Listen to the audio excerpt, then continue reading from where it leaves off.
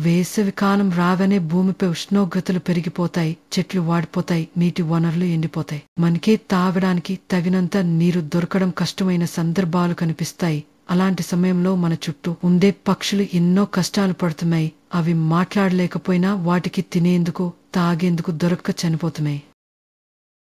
పక్షులు కూడా ఈ ప్రకృతిలో భాగమే. మనకు ఊలిపట్టు సంగీతాన్ని అందించే ఈ పక్షులు మా వాతావరణాన్ని సజీవంగా ఉంచే జీవాలు. కానీ వేసవిలో వాటికి నీరు దొరకడం చాలా కష్టమైన విషయం. చెరువులు, గుంటలు ఎండిపోవడంతో అవి నగరాల్లో నీటి కోసం తడబడుతూ చనిపోతున్నాయి. ఇది మన మనుషుల మానవత్వానికి ఒక పరీక్ష.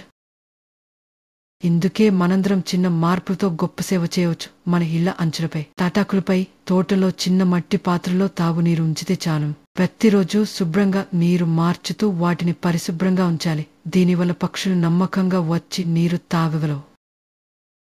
వీటితో పాటు కొన్ని ధాన్యపు గింజలు లేదా పిండి కూడా ఉంచితే అవి తినేందుకు ఉపయోగపడతాయి. ఇది చిన్న పని అనిపించినా ఒక పక్షికి ప్రాణదానం లాంటిది. పిల్లలకు కూడా ఈ అలవాటును నేర్పితే వారు చిన్ననాటి నుంచి జంతు ప్రేమను అభివృద్ధి చేసుకుంటారు.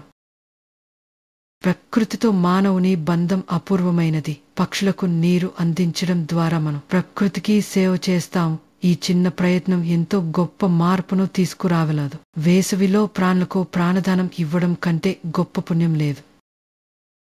అంతేకాక మనకు శుభ ఫలితాలు లభిస్తాయి. పక్షుల సంచారం వల్ల తోటలు చైతన్యంగా మారతాయి. మన మనసు ప్రశాంతంగా ఉంటుంది. మంచి పనిచేసి తృప్తి కలుగుతుంది. మన చుట్టూ జీవరాశులన్నీ ఆనందంగా ఉంటే మనకు జీవితం ఆనందమే అవుతుంది.